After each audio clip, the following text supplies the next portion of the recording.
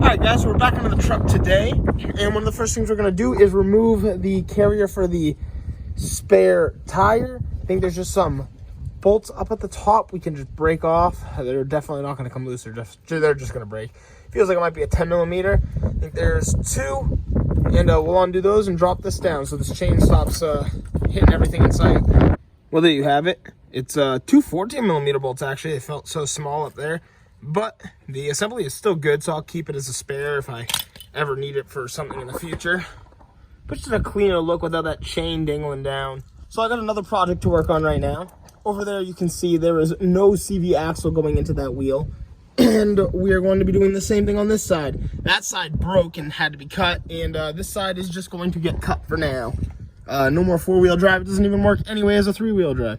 So what's going to happen is we're going to turn the wheel all the way to the right and try to cut as close as we can to in there, and we'll just pop this hub right out and get the axle out of place. It's a little less stress too. I don't know if it's putting any unnecessary stress on the wheel right now, being that it has nowhere to go. Our axle isn't connected anymore. It's not going to interfere with anything at all.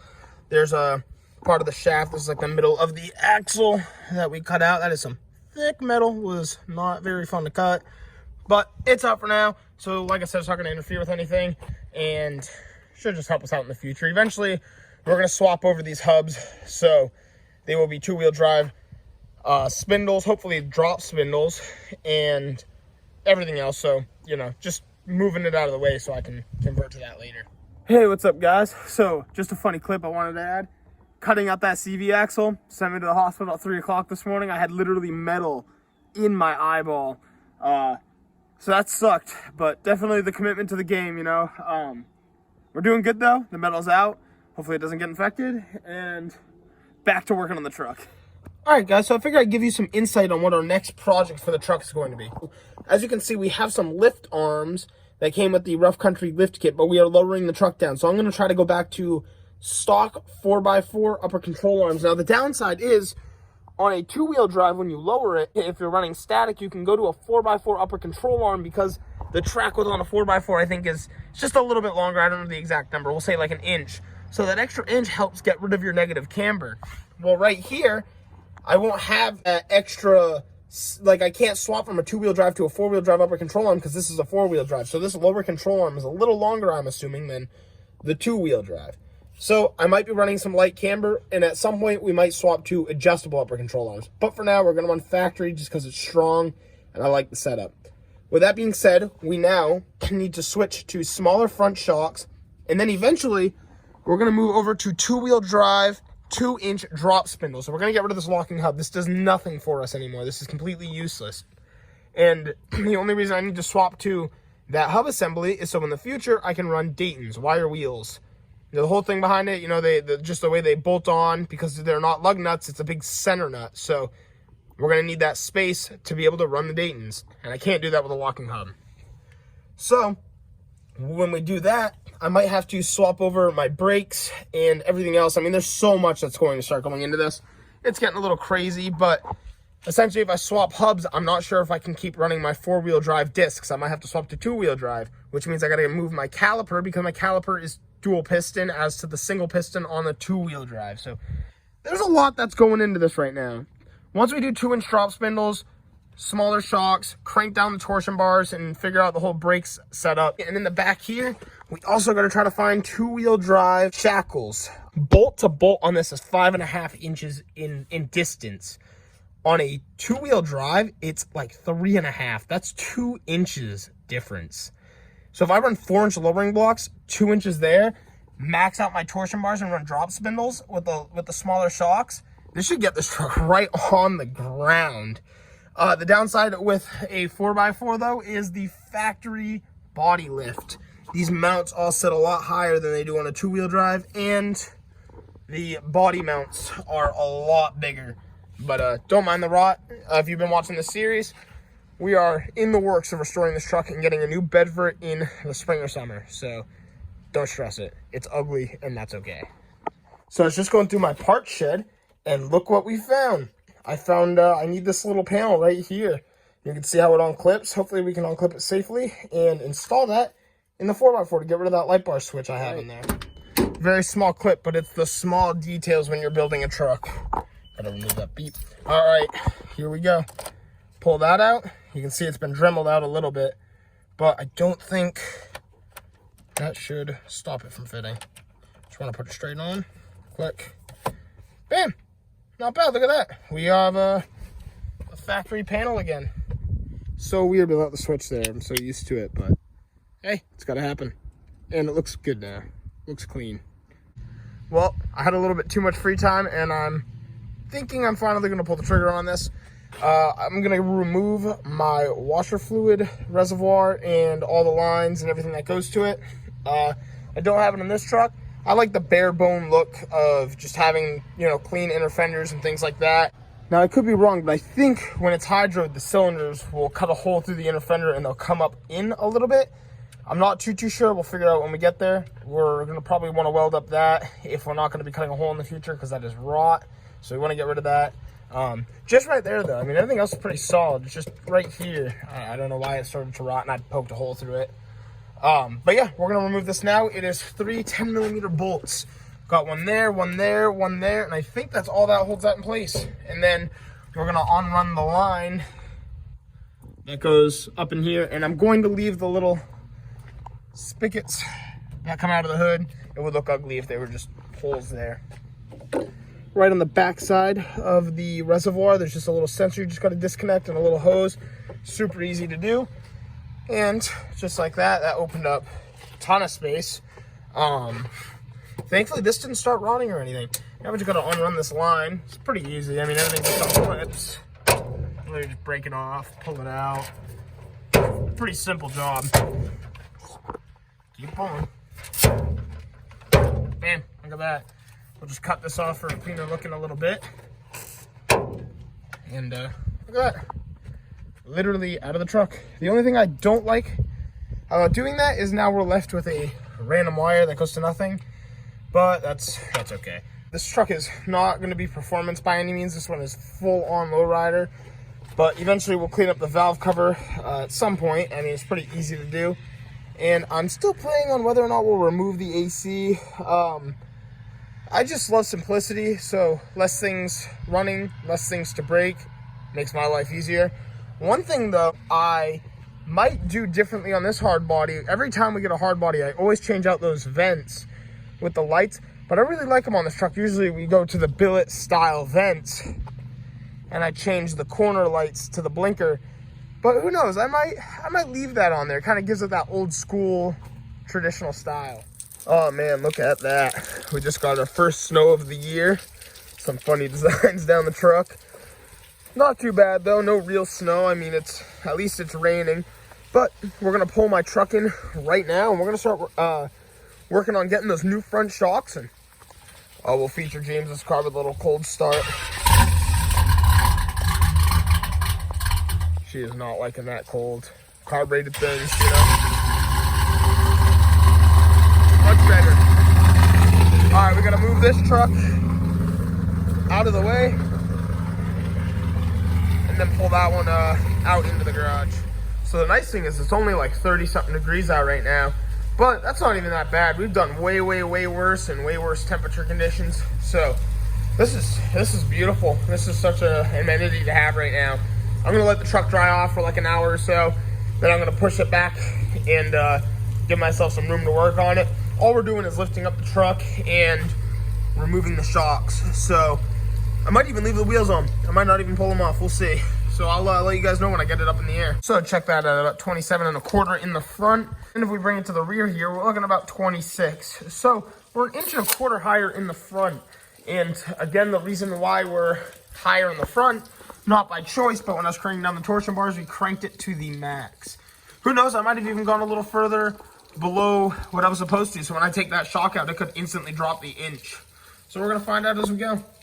But like I said, I'll close up the door, we'll lift up the truck and get working. All right, so I've gotten the truck up in the air.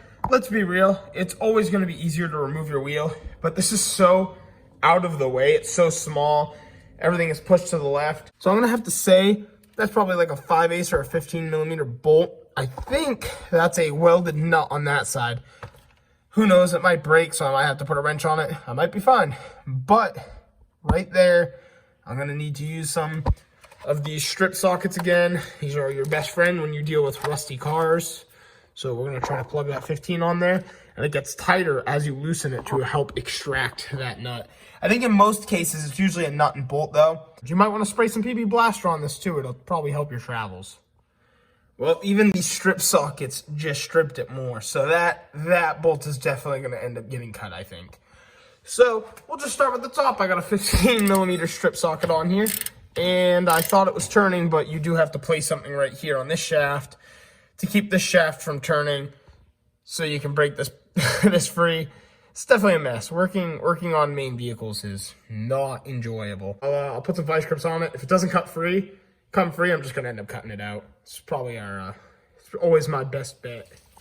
Well, just like that, we got the top broken off. Please keep in mind, it is so unsafe to cut shocks, so don't do this at home. I would say leave it to a trained professional, but I am not that either. So now we're gonna go down here and try to cut this nut off, or that bolt off, and see where it leaves us. So we got the top off all right. Think it should be okay to cut that. I'm probably just gonna cut it on the other side. But down here, learn from my mistakes, boys. That is a welded on nut. On the two-wheel drives, pretty sure it's just a nut and bolt. So it's funny that this is a welded on block. I thought it was just there. I kind of figured it might have been welded, but that's okay. So I'm just gonna cut that off real quick too, get it out of the way, and we'll run our own nut and bolt. And hopefully on the other side it breaks free at least. So I actually kind of hate to remove this, and I think it's a little necessary. So when the truck was lifted, the sway bar mounts into these mounts. It literally ripped that side of the sway bar out. I was constantly breaking the little sway bar links. So to get to that bolt, I need to remove it anyway, and I think I'm gonna come up with a little bit more custom setup in the future to run. It's a nice thing to have, but I don't think it's necessary. So basically these are all just on there. They'll all come off, and then we'll pop that linkage out, and I'll cut that nut, and then we'll run our own nut and bolt. I did, while I was already over here, because I only have one more cutting wheel after the one I have now. I cut that side. Hopefully that one should just unbolt. I'm actually going to spray some PB Blaster on it right now. But just want to give you guys that update. So I'm going to rip up the sway bar link for now, hold on to it, and use it in the future. We'll get rid of that link right there, cut that side. Beautiful. She is finally out. That is so awesome. I just got to tighten up that bracket just a little bit. It got a little twisted pulling it out. I had to drill out the bolt. It was a process. Don't cut the bolt if you don't have to, because it's not fun. But it's okay. We just got to run a nut and bolt. Super simple procedure to get that back in. And man, not bad. I'm happy that's finally out. I'm actually going to go remove the bottom bolt on the other side. Well, let's hope it comes out. You can see where this is dented. The CV axle broke on this side, and that was kind of, I mean, I could have fixed it and just kept going four-wheel drive, but that was all, this was like a natural break. You can see it broke the cup and everything. So that's kind of what quoted me to want to cut the axles. It's only temporary. Like I said, this whole truck is going to be super hack until we really just start getting into it. We're just doing all the base stuff now, and then we'll really start cleaning it up. Like eventually, this whole hub assembly is going to be gone, and it'll just be a two-wheel drive hub, like I said. So it'll get easy. Eventually, we'll remove the front diff, things like that. So one step at a time. Well, that was a win. That was like probably way easier than it should have been. What's nice about these sockets is they're kind of like dual sized. So you'll see, sorry, right there. This one's only a 17, but the other one was like 5/8 and 16 millimeter. But yeah, it looks like a 17 millimeter right around there. Some sort of socket around that size is what you'll need to get that bolt out. It was tight. I didn't think it was going to come out. So I have some anti-seize I'm going to put on there. Just a little anti-seize. You brush it on, you'll be good to go. And all I gotta do is just take a pry bar, push that down, pull it out, lift straight up, and it's literally the same process. We're gonna take our new shock, we're gonna put it down in there. I like to feed the front, the top in first, and then the bottom, because you can work it up through here, then lift the bottom up into here. It's good to compress the shock on the ground once or twice, and then try to put it in there. But it's pretty easy. Yeah, I'm gonna reuse the same bolt, because why not? We'll cut it next time if we gotta. And they're super easy. So really quickly, you might be thinking, why am I changing my shocks to lower the truck? Well, essentially, changing your shocks won't ever lower your vehicle unless it's bottoming out. We were bottoming out because I used a rough country, whatever, 2-inch lift kit, and the shocks are a lot bigger. So actually, even on my two-wheel drive, my purple truck, I run factory Nissan hardbody or, you know, OEM spec, four-wheel drive, factory front shocks. They're just smaller. I mean, look at the size difference. Like, I don't even know how to put this into words. Like, this would have came out to about here. Like, these are so much smaller, and they compress way down here. So, I mean, right there, that's 2 inches. I'm probably going to be bottomed out. I understand that. It's just the fun in running a lowered vehicle. But it's good to have that extra support there, especially now we're not running a front sway bar link. And who knows? Hopefully, we're not bottomed out. But it's just something to consider. This is the comparison. This is from Rough Country. They're 2-inch lift in the metal pile. And now we can throw this on there. Like I said, it should be pretty easy to feed. We're just going to slide it on up. Try to get it in that hole. Look at that. Look how small these are. That's so easy. Pretty much I'm just going to slide that pin in there. But we already got the top up there. You're going to want to run all the correct bushings. So actually I have to remove that real quick and put my bushings on. Then we'll run this up the top.